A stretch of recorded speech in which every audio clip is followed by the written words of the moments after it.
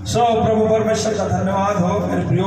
आज मेरे पास एक अच्छा संदेश है आपके लिए, और वो है भजन संहिता की पुस्तक उसका 23 अध्याय। इस अध्याय को आपने कई बार पढ़ा होगा, ठीक है, लेकिन यह 23 अध्याय के 4 पद को यदि हम पढ़ते हैं तो यहाँ इस प्रकार से लिखा है। पढ़िए भैया। चाहे मैं घोर अंधकार से भरी हुई, राजा दाऊद कहते हैं, चाहे मैं घोर अंधकार से भरी हुई तराई में होकर चलूं तो भी हानि से न डरूंगा, तो भी मैं हानि से न डरूंगा, क्योंकि तू मेरे साथ रहता है, क्योंकि तू मेरे साथ रहता है। ये राजा दाऊद कहते हैं कि प्रभु मैं घोर अंधकार से भरी हुई तराई में होकर चलूं तो भी मैं हानि से न डरूंगा, क्योंकि तू मेरे साथ रहता है।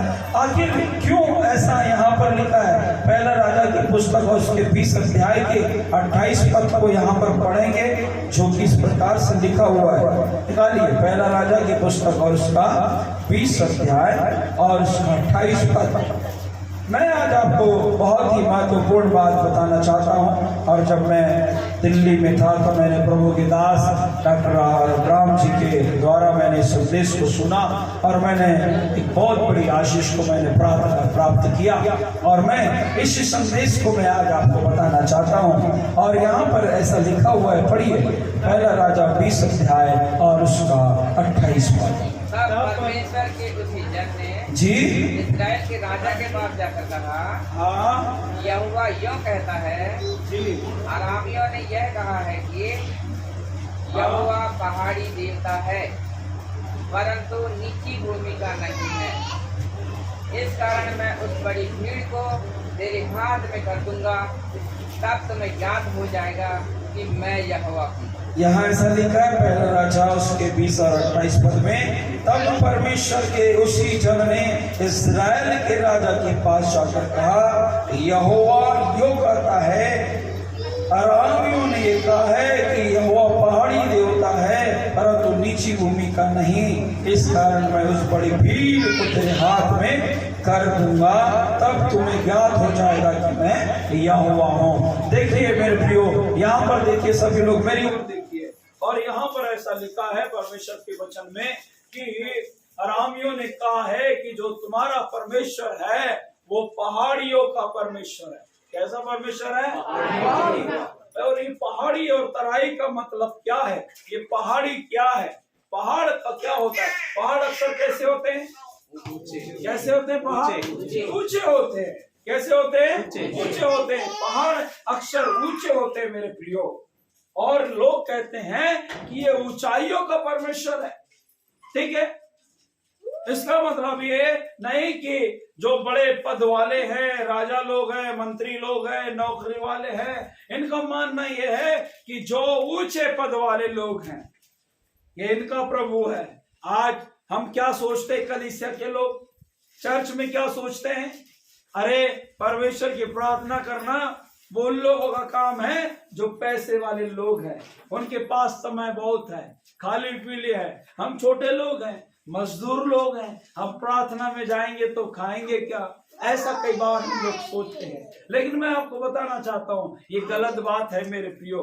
बाइबल में लिखा है वो टूटे मन और पीछे वो का उद्धार करता है। वो टूटे मन वालों के समीप में रहता है, तराई में पड़े हुए लोगों के करीब में रहता है। राजा दाऊद कहता है, मैं घोर अंधकार से भरी हुई तराई में होकर चलूं तो भी तू मेरे साथ रहता है। मेरे प्रियो, आपकी जन्म देने वाली माँ और पिता आपको छोड़ सकते हैं, लेकिन सेनाओं का यहोवा परमेश्वर आपको कभी नहीं छोड़ता। मत्ती रचित सुसमाचार 28 अध्याय के अंतिम आयत में यदि आप देखते हैं तो वहां लिखा है कि मैं जगत के अंत तक तुम्हारे साथ हूँ। जगत के अंत तक परमेश्वर, हम चाहे तराइयों में होकर चले, चाहे कठिनाइयों में होकर चले, तो भी परमेश्वर हमारे साथ में है मेरे प्रियो। Hallelujah, hallelujah, hallelujah. अरामियों ने कहा तुम्हारा परमेश्वर पहाड़ों का परमेश्वर है, क्या तराइयों का परमेश्वर नहीं है? नहीं मेरे प्रियो, वो परमेश्वर पहाड़ों का भी परमेश्वर है और वो तराइयों का भी परमेश्वर है। हालेलुया। यहाँ बेचकर नबी की पुस्तक उसके आप 37 अध्याय को देखेंगे तो वहां ऐसा लिखा है कि वहां एक तराई है, और वो तराई जो है वो सूखी हड्डियों से भरी हुई है। वो हड्डियों में जान नहीं है, वो हड्डियां चल फिर नहीं सकती, वो टूटी हुई है और सूखी हुई है, उसका अस्तित्व खत्म हो गया।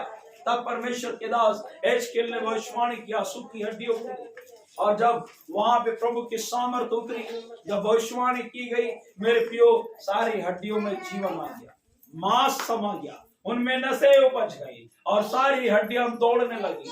वहां शोरगुल होने लगा, वहां आवाजें उठने लगी, वहां एक हड्डी दूसरी हड्डी से टकराने लगी, सभी हड्डियां अपने अपने साइज की हड्डियों से वो मिलाप करने लगी, मिलने लगी, आपस में जुड़ने लगी, वो कनेक्टेड होते चले गए मेरे प्रियो। और सारी हड्डियां जो मरी हुई थी, जो सूखी हुई थी, उन हड्डियों में जान आ गया, जीवन आ गया मेरे प्रियो। मैं आज आपको बताना चाहता हूँ, कलीसिया में यदि आपका जीवन टूटा हुआ है, सूखा हुआ है, यदि आप सोचते हैं मैं हार गया हूँ, अब मुझे कोई नहीं बचा सकता, अब मैं तो बिल्कुल निर्बल हो गया हूँ, मैं टूट चुका हूँ, यदि आप ऐसा सोचते हैं, यदि आप ऐसा सोचते हैं कि आपका कोई बचाने वाला है नहीं है, कोई छुड़ाने वाला नहीं है, तो मेरे प्रिय मैं आज आपको एक अच्छा संदेश देना चाहता हूँ, और वो ये है कि हमारा परमेश्वर पहाड़ों का ही नहीं परंतु तराई का भी परमेश्वर है। एजकेल ने भविष्यवाणी किया, ऐ सूखी हुई हड्डियों, जब वहां पर गया सारी सूखी हुई हड्डियां एजकेल की ओर ताक रहे थे, कह रहे थे ए परमेश्वर के दास हमारे लिए घोषणा करो, भविष्यवाणी करो। और जैसे ही उसने भविष्यवाणी किया मेरे प्रियो, परमेश्वर का सामर्थ वहां पर आया और सारी सूखी हुई हड्डियां जी उठी, उनमें मांस समा गया, उसमें नशे उपज गई और सारी हड्डियां एक दूसरे से जुड़कर उन्होंने एक नए जीवन को प्राप्त किया। राजा दाऊद कहता है, मैं घोर अंधकार से भरी हुई तराई में होकर चलूं तो भी हानि से ना डरूंगा, क्योंकि तू मेरे साथ में रहता है। तराई के जीवन के बाद एक और अच्छा जीवन है मेरे प्रियो। हमने जब सेवकाई का शुरुआत किया, उन दिनों में बड़ी कठिनाई से होकर के गुजरे। हमारे पास सेवकाई करने के लिए अच्छी मोटरसाइकिल नहीं थी, गाँव जाकर के हम साइकिल से जाते थे और लोगों को सुसमाचार सुनाया करते थे। सुबह 10 बजे निकलते थे साइकिल से और रात को 11 बजे हम अपने घर को लौट कर आते थे। दिन भर हम साइकिलिंग करते थे मेरे प्रियो, एक गांव से दूसरे गांव, दूसरे गांव से तीसरे गांव, ऐसा करते हमने सेवकाई शुरू किया मेरे प्रियो। कई चुनौतियां हमारे जीवन में आई, वो दिन हमारे लिए तराई के दिन थे मेरे प्रियो, लेकिन उसके बाद परमेश्वर ने हमारे लिए एक अच्छा बेच का इंतजाम करके रखा है।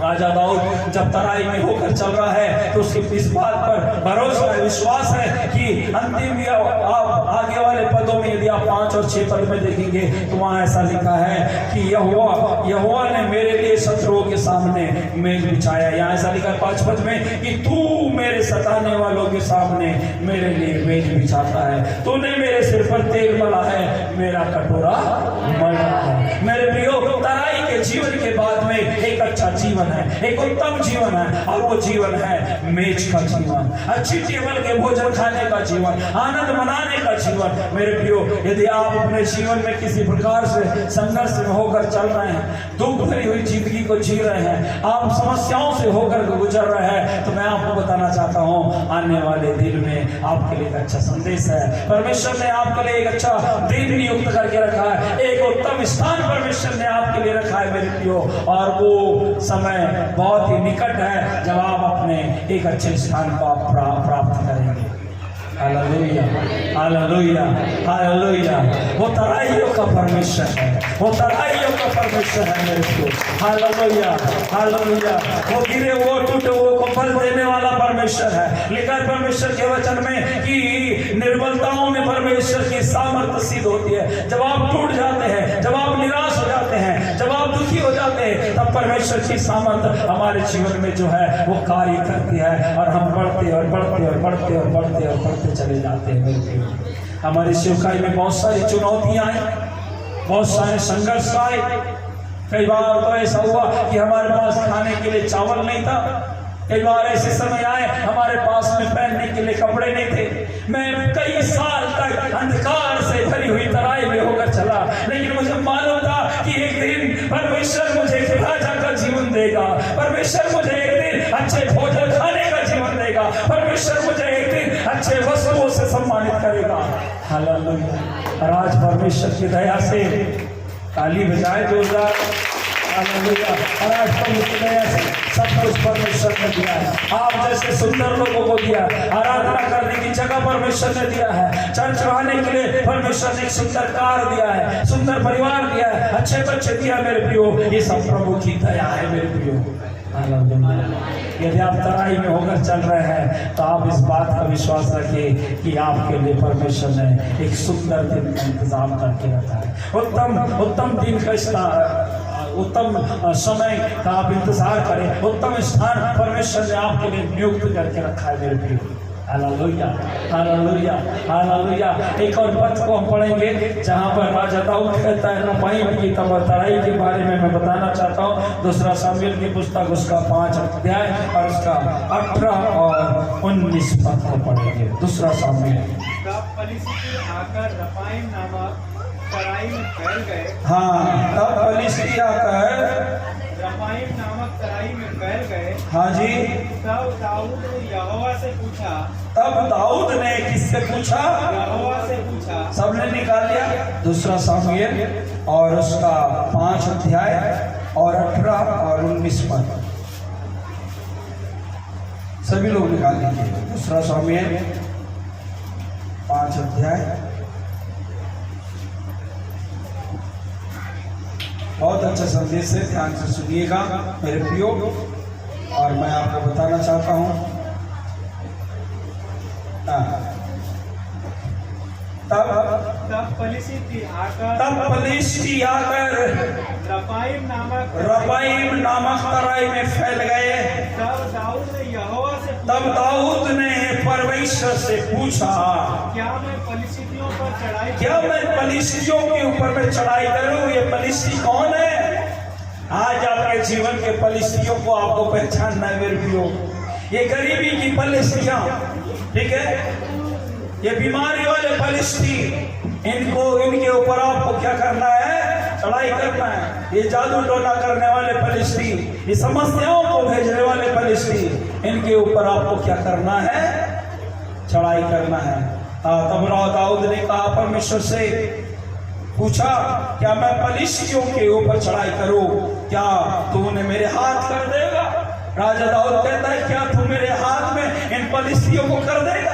ये फलिस्ती बड़े ताकतवर है, ये खूंखार है, इनके पास अस्त्र और शस्त्र है ना, इनके पास में भाले हैं, इनके पास में हथियार है। क्या तो इन बलवान फलिस्तियों को मेरे हाथ में कर देगा? राजा दाऊद ने कहा। फिर आगे क्या लिखा है?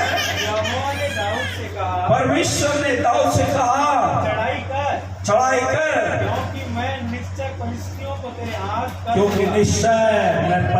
को तेरे हाथ में कर दूंगा। रपाईम की तराई, सब लोग बोलिए रपाईम की तराई। रपाईम का मतलब होता है दानों की तराई। क्या की तराई? हाँ, 23 अध्याय में हम पढ़ रहे थे, घोर अंधकार से भरी हुई तराई, घोर अंधकार से भरी हुई तराई। और यहाँ पर है दानों की तराई। क्या की तराई? दानव देखिए आपने? अरे दानव अच्छे नहीं होते, ये दानव खूंखार होते हैं, दानव बर्बाद करके रख देते हैं। ये दानव एक शैतानी आत्माएं हैं। अरे इन दानवों को से बचे रहो और इन दानों से परमेश्वर आपको छुटकारा देंगे। इन दानों के ऊपर अधिकार पाने के लिए आपको परमेश्वर की उपस्थिति में कर चलने की जरूरत है। देखिए मेरे प्रियो, ये दानों से भरी हुई तराई है और ये दानों से भरी हुई तराई में राजा दाऊद कहते हैं, हे परमेश्वर, क्या तू मुझे ये दानों से भरी हुई तराई को तू मेरे वश में कर देगा? परमेश्वर ने कहा तू चढ़ाई कर, और जैसे परमेश्वर ने कहा तू चढ़ाई कर, सारे दानों को मार करके जो है राजा दाऊद ने विजय को हासिल किया, जीत को हासिल किया, जीत को हासिल किया। और रपाईम की तराई के ऊपर में राजा दाऊद ने विजय का झंडा लहराया मेरे प्रियो। हालेलुया। यदि आपका जीवन तराई का जीवन है, यदि आप अंधकार से भरी हुई तराई में चल रहे हैं, यदि कोई दानव आपका पीछा कर रहा है, बीमारी का दानव, गरीबी का दानव, ओ कंगाली का दानव यदि आपका पीछा कर रहा है, तो मैं आज आपको ढाढ़स देना चाहता हूँ मेरे प्रियो, ये दानव आपका कुछ नहीं बिगाड़ सकता। आप परमेश्वर से अनुमति मांगे, परमेश्वर से प्रार्थना करें, ये सारे दानों को परमेश्वर हरा करके रख देगा। हमारा परमेश्वर परमेश्वर विजय का परमेश्वर है, विजय परमेश्वर है। जब एचकेल जाकर के देखा, ओ 37 अध्याय में एचकेल की पुस्तक में यदि आप देखते हैं तो वहां लिखा है कि वहां पर सूखी हड्डी की तराई पड़ी हुई है, हड्डियों में जीवन नहीं है, हड्डियां सूख चुकी है, सारी हड्डियां एकदम मरी हुई है, सूखी हुई है, वहां जीवन नहीं है। ऐसे समय में जब सूखी हड्डी से, सूखी हड्डियों से भरी हुई तराई में जब गया एचकेल नबी और उसने भविष्यवाणी किया, तो बाइबल कहती है सारी हड्डियां एक दूसरे से टकराने लगी, वहां आवाज होने लगी, वहां पर शोरगुल होने लगा, सारी हड्डियां एक दूसरे की तरफ जाने लगी, सब अपने अपने साइज की हड्डियों से मेल खाने लगी, सारी हड्डियों में मांस चढ़ गया, नफ्सें उपज गई और उन्होंने एक नया जीवन प्राप्त किया। हालेलुया, एक नया जीवन प्राप्त किया। मेरे प्रिय कलीसिया के लोगों, यदि आपका जीवन सूखी हुई हड्डी के समान है, यदि आप समस्या में पड़े हुए हैं, यदि आपके चारों तरफ अंधकार पड़ा हुआ है और अंधकार ने आपको घेर लिया है, तो आपको घबराने की जरूरत नहीं है। अंधकार से भरी हुई तराई में भी परमेश्वर आपके साथ है, परमेश्वर आपके साथ है। राजा दाऊद अंधकार में होकर चल रहा था तो भी परमेश्वर उसके साथ था। राजा दाऊद दानवों की तराई में होकर चल रहा था तो भी परमेश्वर उसके साथ था। एचकेल सूखी हुई हड्डियों की तराई में चल रहा था तो भी परमेश्वर उसके साथ था। वही परमेश्वर जो राजा दाऊद और एचकेल के साथ में था, वो परमेश्वर जो याकूब, अब्राहम और इसहाक का परमेश्वर है, वो परमेश्वर आज आपके और मेरे भी साथ में है। मेरे प्रियो,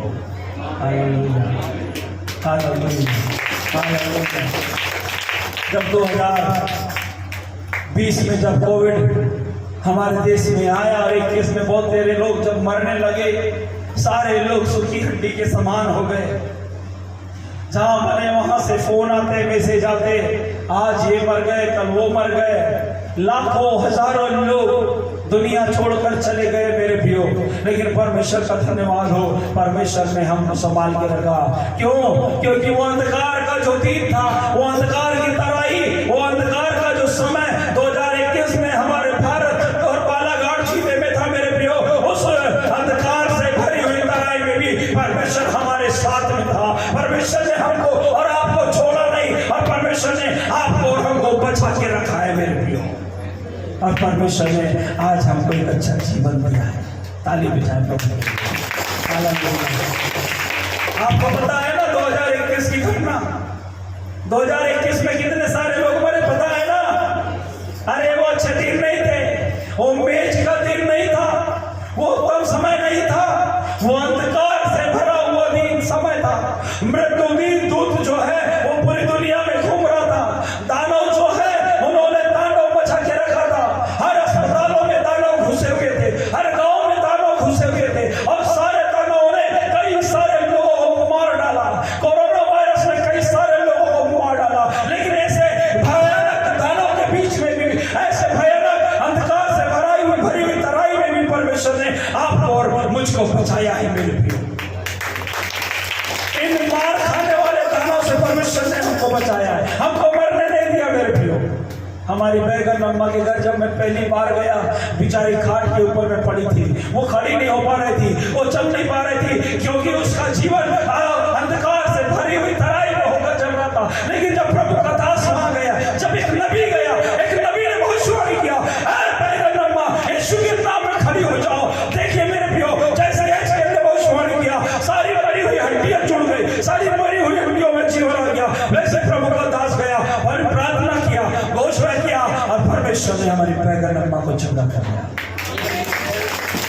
अब वो तराई का जीवन खत्म हो गया, अब वो अंधकार का जीवन खत्म हो गया। वैसे आप सबके जीवन में मेरे प्रियो एक अंधकार का समय में था। हमारे कामने अंकल के जीवन में अंधकार का दिन आया। एक दिन रात की बात है, जब वो 2:30 बजे रात को फोन किए, वो बहुत तकलीफ में थी, उनका पेट में बड़ी काट हो रही थी। डॉक्टर ने कहा तुमको पथरी हो गई है, तुम ठीक नहीं हो सकते, वो पथरी का साइज बहुत बड़ा हो गया है। मेरे प्रियो, वो अंधकार के समय को उन्होंने गुजारा, और देखिए आज उन्होंने उत्तम दिन को प्राप्त किया है। 4 दिन से हमारे साथ में धूप में बैठे हैं, एक भी प्रकार से, किसी भी प्रकार से कोई रोग उनके पास नहीं आया, किसी प्रकार की वोमिटिंग नहीं हुई, ना मोशन शुरू हुआ, ना किसी प्रकार की कोई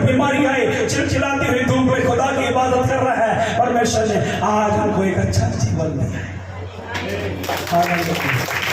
वो अंधकार का समय खत्म हो गया भैया, आप लोगों का अंधकार का समय खत्म हो गया, नागेश्वर भाई का अंधकार का जीवन खत्म हो गया, राजा दाऊद का अंधकार का समय खत्म हो गया। आप शत्रु के सामने अच्छी रोटी खाने का दिन आ गया। कंचन कोसरे जी से मैं जब पहली बार मिला, वो बहुत समस्या में थे, बड़े अंधकार से होकर गुजर रहे थे। संसार के शैतान और दुष्टात्माओं ने उनके ऊपर में बहुत तेजी से हमला किया, एक बार नहीं परंतु बार बार हमला किया। उनका माइंड डिस्टर्ब हो जाता, उनकी पत्नी बच्चे बड़े रोते थे और बड़ी चिंता करते थे, हे प्रभु हमारे जीवन में कब वो उजियाला आएगा, कब वो धर्म का सूर्योदय होगा, कब हम अच्छे दिन को देखेंगे। और आपको मैं बताना चाहता हूँ, एक दिन ऐसा आया मेरे प्रियो कि परमेश्वर ने उनके अंधकार के जीवन को दूर किया और आज उजियाले के जीवन को परमेश्वर ने उनको दिया है। आज सब कुछ परमेश्वर ने दिया है। उनके पास में घर है, गाड़ी है, घोड़ा है, 4 व्हीलर है, सब है, लेकिन फिर भी आज प्रभु की इबादत करने के लिए परमेश्वर के भवन में है। सब कुछ है, सब परमेश्वर ने दिया है। आप उनके जीवन में कभी घमंड नहीं देखोगे। कोसरे जी की बात मुझे बहुत अच्छी लगती है, कितना ही संपत्ति बढ़ जाए लेकिन वो हम्बलनेस, वो नम्रता हमेशा उन्होंने बरकरार बना के रखा है। ये सबसे बड़ी बरकत और सबसे बड़ी दौलत है मेरे प्रियो। हालेलुया। परमेश्वर ने अंधकार से भरी हुई तराई के जीवन से परमेश्वर ने उनको छुटकारा दिया। हर किसी के जीवन में एक गवाही है। यदि आप जितेंद्र भाई को देखेंगे तो जितेंद्र भाई पहले वो व्यक्ति है जो भारत भाई के परिवार से पहला व्यक्ति आया प्रभु में। बैगन अम्मा के बाद में, उनके परिवार के बाद में पहला व्यक्ति आया।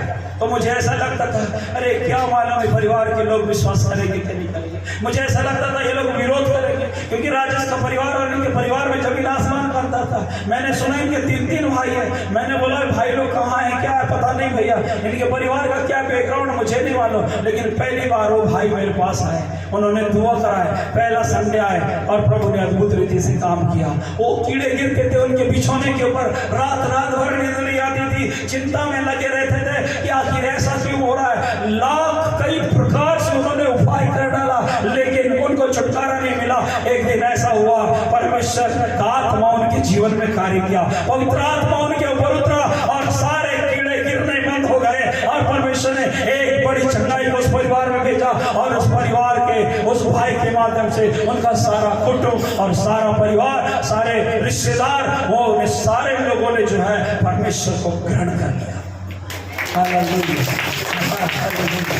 यदि आप अंधकार से भरी हुई तराई में चल रहे हैं तो मैं आपको बताना चाहता हूँ, अंधकार के बाद में उजियाला आपका इंतजार कर रहा है। उजियाला आपका इंतजार कर रहा है। यदि आप तकलीफ में हैं, आप दुखी हैं, तो आपके दुख के बाद में खुशहाली का जीवन आपका इंतजार कर रहा है मेरे प्रियो। बस ये है कि आप परमेश्वर के साथ में चलें। राजा दाऊद कहता है, हे परमेश्वर, मैं तो दानवों की तराई में बीच में पड़ा हुआ हूँ, फंसा हुआ हूँ, क्या तू इनको मेरे हाथ में कर देगा? ये दानव भयानक है, खूंखार है, प्रभु मैं कैसे जीत को हासिल करूंगा? और मेरे प्रियो देखिए, परमेश्वर ने कहा, बेटे दाऊद चिंता न कर, मैं तेरा छुड़ाने वाला परमेश्वर हूँ। मैंने तेरे पिता के घर से तुझे चुना है, तू मेरा बेटा है, तू बकरी चराने वाला नहीं, लेकिन तू मेरा बेटा है। तू चढ़ाई कर, अब देर न कर, अब दानव को तू अपने कदमों के नीचे गाड़ डाल, इनके सर को खत्म कर दे, कलम कर दे, इनको नाश कर दे, और देख मैं ये रपाईम की तराई को मैं तेरे वश में कर दूंगा। और जैसे पलिश्तियों को, जैसे परमेश्वर ने कहा कि मैं सारे पलिश्तियों को तेरे वश में कर दूंगा, सारे पलिश्ती राजा दाऊद के अधीन हो गए, उनके हाथ में हो गए और राजा दाऊद को परमेश्वर ने विजय दिलाया। मेरे प्रियो, आप देखिए, परमेश्वर भला परमेश्वर है, वो अनुग्रह से भरा हुआ परमेश्वर है।